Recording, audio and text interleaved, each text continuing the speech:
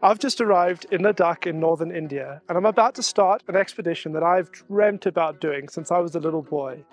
We're on the search for snow leopards.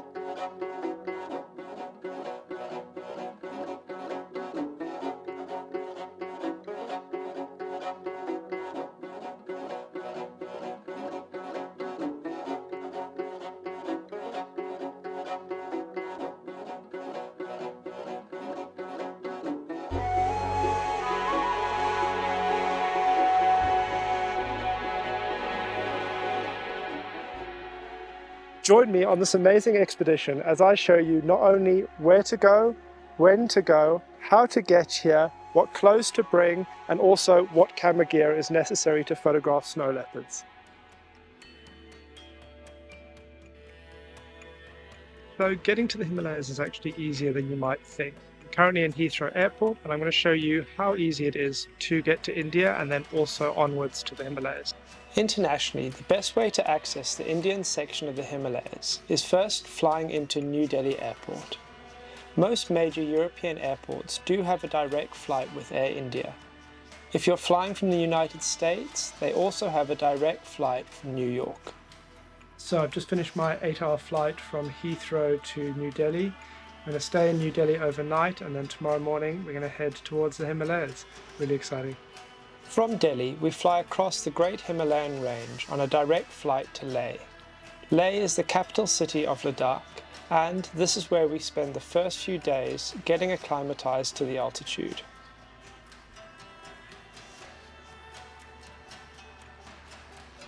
So yesterday we arrived in Leh, where we overnighted, and we're actually going to spend 2 nights here. The idea is that the best way to try and minimize the effects of altitude sickness is to try and acclimatize at a slightly lower elevation. So yesterday we spent pretty much the whole day just relaxing in the hotel, trying to do as little as possible. Today our plan is to do a little bit around town, but again, keeping activity as minimal as possible and trying to keep things slow and easy. This is a great opportunity to get acquainted with the city of Leh and the culture, architecture and people of this unique place. Snow leopard trekking is normally done between 13,000 and 14,000 feet, so it is a must to take your time to get your body acclimatized to the slightly lower altitude of 11,000 feet first. These first few days acclimatizing serve as a great chance to visit some of the major sites around Leh and getting to know the Ladakh region. One of the highlights from my trip was exploring some of the Tibetan monasteries around Leh and learning about their place in Leh's history.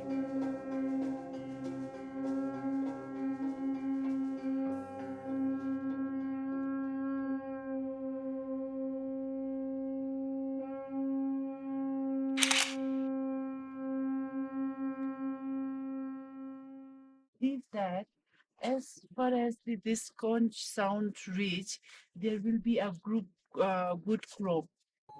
Ladakh is in the heart of the ancient Great Silk Road, at the crossroads between India, Tibet and China. With that comes incredible history.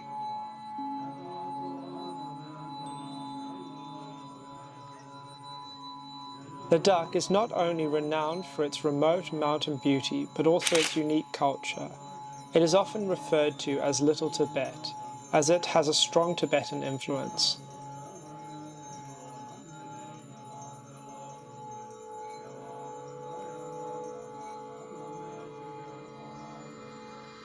Sambhava, we consider him as a tantric Buddha, and we also believe he has also done lots of contribution to Buddhism, especially to Tibetan Buddhism.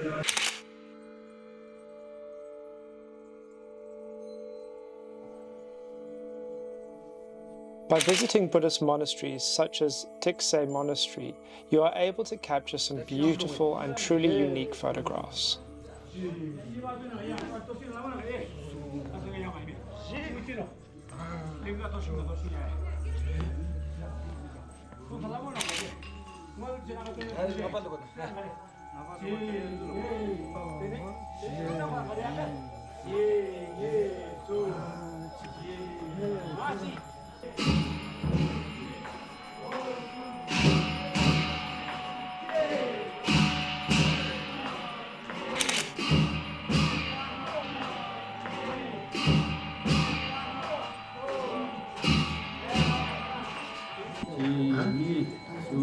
Jingis, Jini, Sum, Jisum.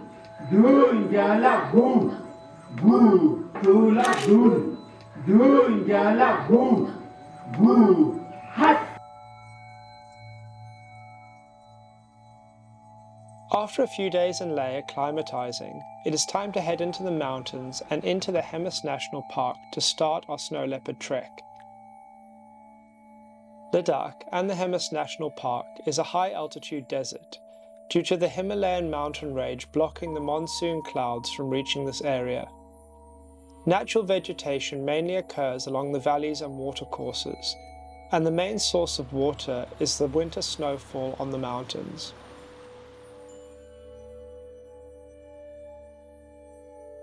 We will be staying at the Lungmar remote camp, which is beautifully nestled in the Purple Mountains and the perfect base to start our snow leopard journey.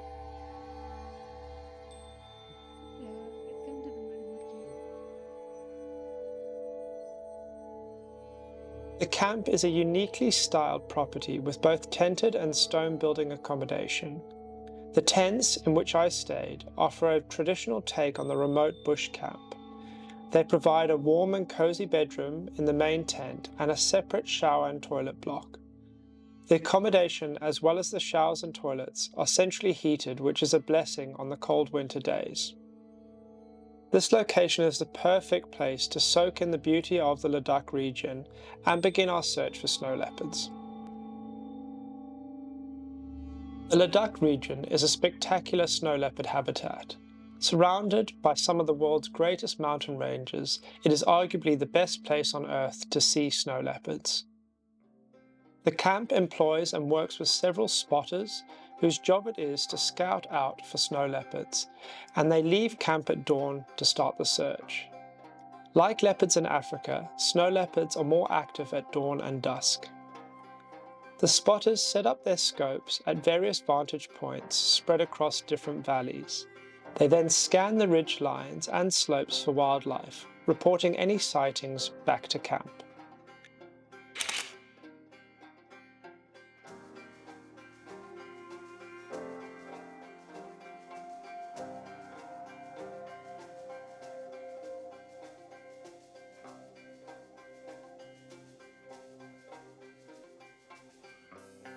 Depending on whether any sightings have been made, guests are then driven to one of the vantage points and set up tripods and cameras.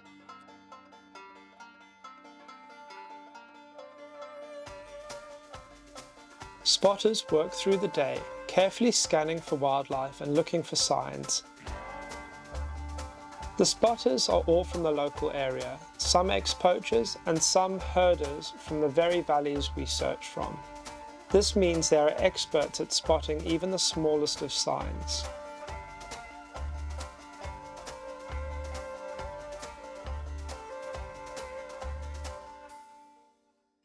Coffee, tea, snacks, and even meals, if the sighting is worth sticking with, are delivered from the camp for as long as guests are at the sighting.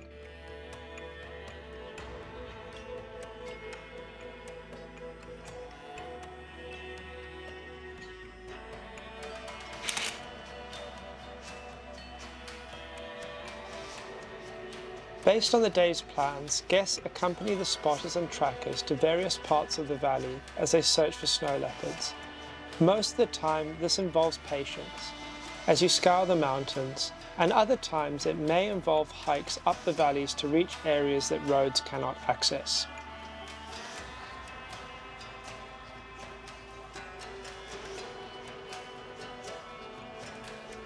This is a scrape site with the backlights. We saw one of the camera traps exactly from this location.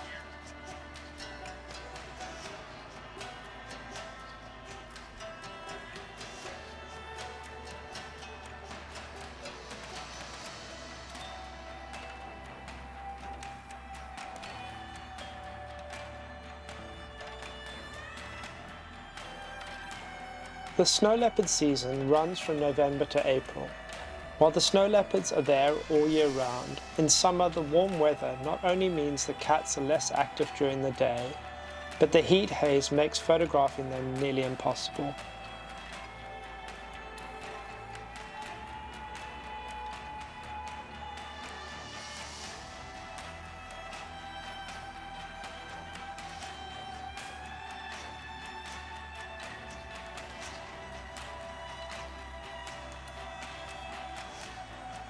Earlier in the season, it is slightly warmer, with minimum temperatures rarely below -10 degrees Celsius.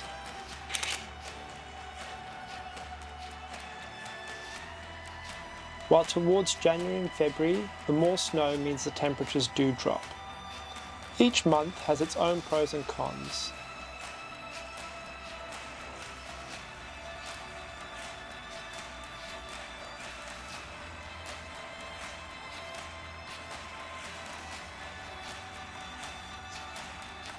November, the valleys can be covered in beautiful autumnal colours, while January and February, the snow has really set in.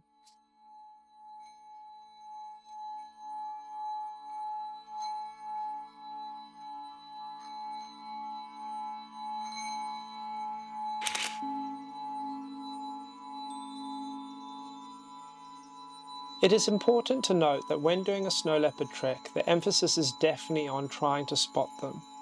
While we have a good chance of finding one, a lot of the time is dedicated to this task.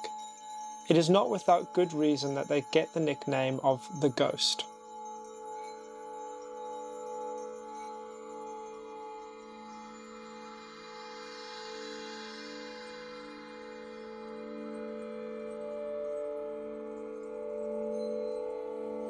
That being said, there are other species you may be lucky enough to see while in the Hemis National Park.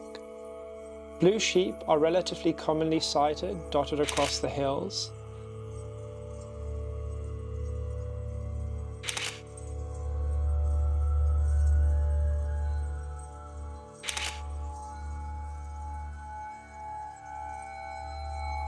These are snow leopards' favourite food source, so the more you see, the better.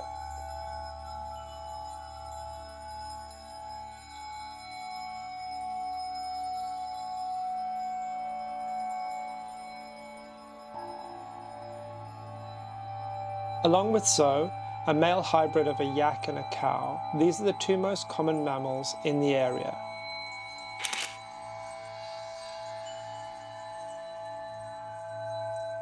Zoe have been critical for agriculture in Ladakh, as they are able to cope with the high elevation and cold.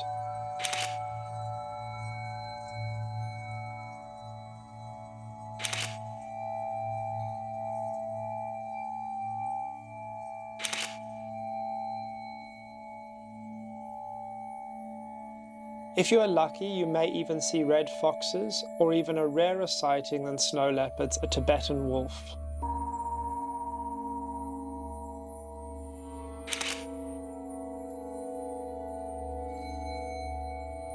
We were very fortunate to spot one roaming in the mountains. There are also several birds of interest in the region, such as Tibetan snowcock, and my favourite, the bearded vulture.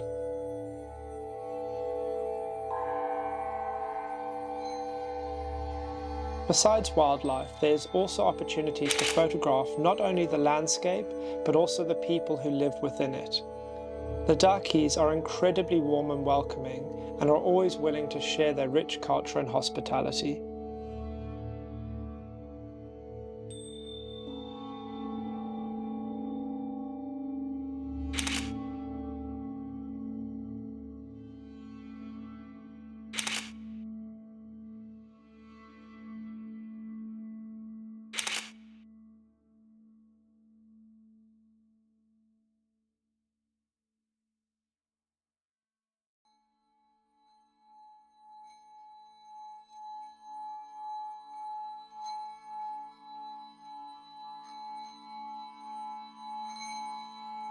A snow leopard trek also has a conservation purpose.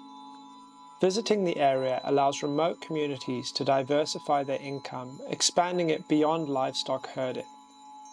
This shift helps convert local mindsets from these animals being viewed as a liability into being viewed as an asset.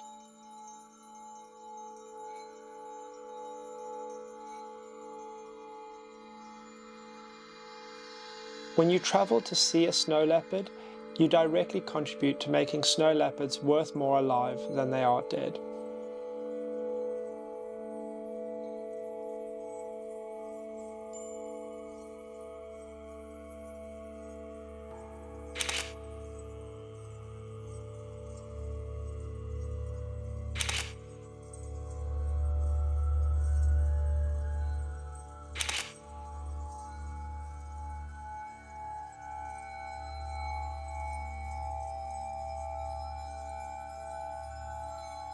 Snow leopards are initially sighted at a distance between 500 meters and a kilometer away, and sometimes even more. Once a snow leopard is sighted, expedition leaders, with the guidance of the spotters, will try and make a plan to get closer. But this is not always possible, and the comfort of the leopard always comes first.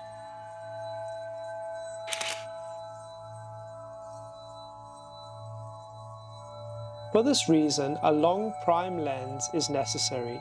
The bigger the lens, the better. In an ideal world, I would suggest everyone bring at least an 800mm or a 1200mm prime lens. But I know these lenses come at a huge cost, even if you are renting. The alternative is a 600mm prime with a 2x converter. The only struggle with converters is that they are not great in low light conditions. I would avoid bringing zoom lenses with converters, as they often do not offer the best results. The one benefit of a 600mm with converters is that if you are lucky enough to get a cooperative snow leopard that comes close, you have the ability to shoot wider.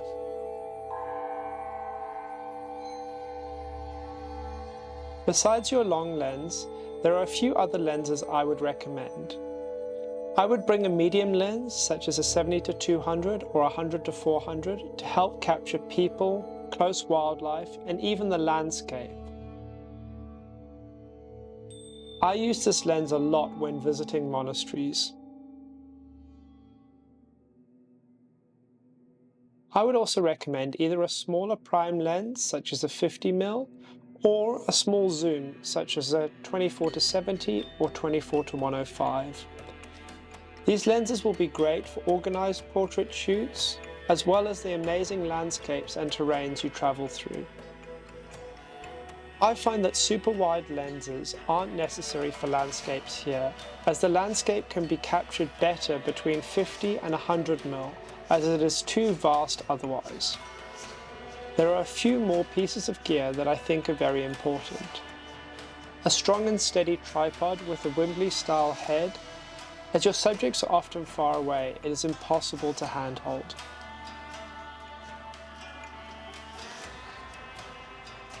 I would also make sure you have a strong and comfortable bag, as there are times you may have to hike. On these occasions, having a comfortable bag makes the trek much easier. F-Stop, Low-Pro and Guru Gear all make excellent bags. If you do need help carrying your bag, the staff are always more than happy to help. If you do have space for binoculars, they can help with spotting, but are not necessary, as the spotters will help point things out through their state-of-the-art scopes.